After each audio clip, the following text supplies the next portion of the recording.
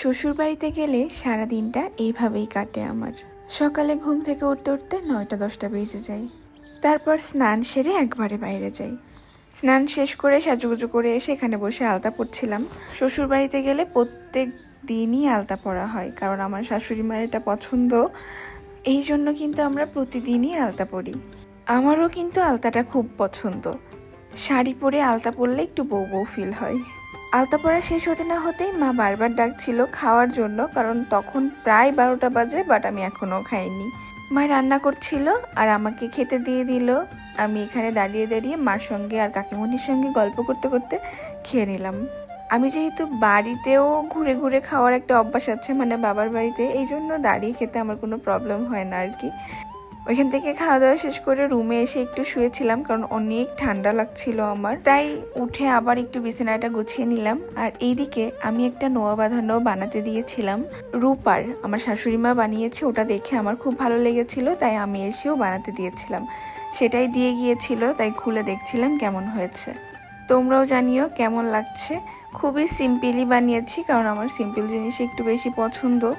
এটা regular use করার জন্য বানিয়েছি আর কি। রূপা লেগেছে 1 ভরি 1 আনা মতো আর কি। এমনি দেখতে সামনাসামনি খুবই সুন্দর, খুবই গ্লেজি ছিল, আর দেখতেও ভালো লাগছিল আর কি। যেহেতু সব সময় রূপার নোয়াই পরা হয়, কিন্তু সোনার তো আর পরা হয় না সব সময়, তাই এটা সব সময় পরার জন্য বানিয়ে নিলাম। আমার আগেরও ছিল ওই যে 3 ধাতু বলে, ওইটা পরতাম আগে। তারপরে বাড়িতে এক দিদা আসলো, তাকে একটু রসমালাই খেতে দিলাম আর আমিও নিয়ে বসে পড়লাম। এটা আমার বাবা মা নিয়ে এসেছিল, যেহেতু আমার খুব পছন্দ তাই। আর এদিকে আমার শাশুমা দেখো আমার পেজে শাড়ি পরেছে। এই শাড়িটা তোমরা দেখেছো, আমি সর্ষে ফুলের খেতে পরে গিয়েছিলাম। এটা দেখে আমার শাশুড়ি মায়ের খুব পছন্দ হয়েছে, তাই আমি মাকে বললাম যে মা পরেন। মাকে কিন্তু খুব সুন্দর লাগছে এই শাড়িটা। কেউ নিতে চাইলে রাইট চয়েস পেজে ইনবক্স করতে পারেন। কোটা শাড়ির উপরে ব্লক প্রিন্ট করা আর কি। তারপরে বিকালে কিছু পিচ্চি আমার সঙ্গে দেখা করতে এসেছিল। ওদের সাথে দেখা করা হয়ে গেলে মা পিঠে বানাতে বসেছে, আমি তাই সবকিছু একটু আগে জগিয়ে দিচ্ছিলাম। সাজের পিঠা, পায়েস, মাংস সবই করেছে আর কি। পায়েস আর সাজের পিঠাটা একটু নিরামিষভাবে বানিয়েছিল, কারণ মা কিছু মানুষকে নিমন্ত্রণ করছিল বাসায়, যারা কেউই আমিষ খান না, তার জন্য আর কি নিরামিষভাবেই বানিয়েছিল সব কিছু। মায়ের বিবাহবার্ষিকী তো তাদেরকে বলা হয়নি, কারণ তারা আমিষ খান না। এই কারণে বিবাহবার্ষিকীর 2 দিন পরে নিরামিষভাবে পিঠা বানিয়ে তাদেরকে নিমন্ত্রণ করা হয়েছিল। আর আমি যেহেতু মাংস দিয়ে পিঠা খুব ভালো খাই, তাই আমার জন্য মাংসও রান্না করেছিল। আর আমার ফ্রেন্ড জয়ন্তীকেও ইনভাইট করা হয়েছিল, আমার শাশুড়ি মা বলেছিল আসতে। মা পিঠে বানাতে বানাতে এদিকে সন্ধ্যা লেগে গেছে, আমিও চলে আসলাম একটু সন্ধ্যা দিতে।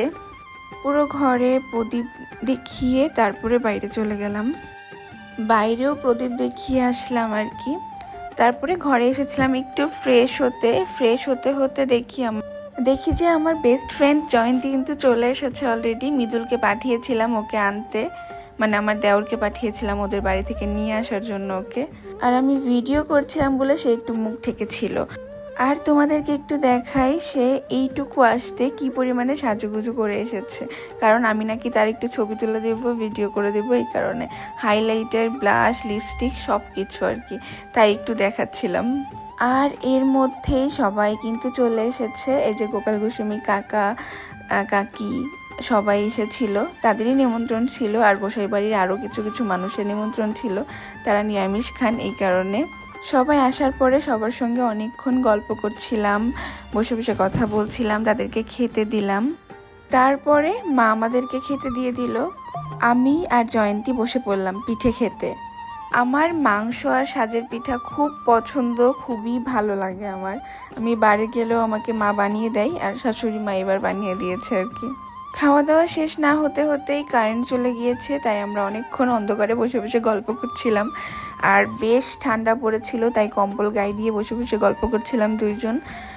প্রায় সেদিনও 9:30-10টা পর্যন্ত আমরা একসঙ্গে ছিলাম আর কি। তারপরে কারেন্ট চলে আসলো, আর কারেন্ট চলে আসার পরে বাবা ওকে দিয়ে এসেছিল ওদের বাড়িতে।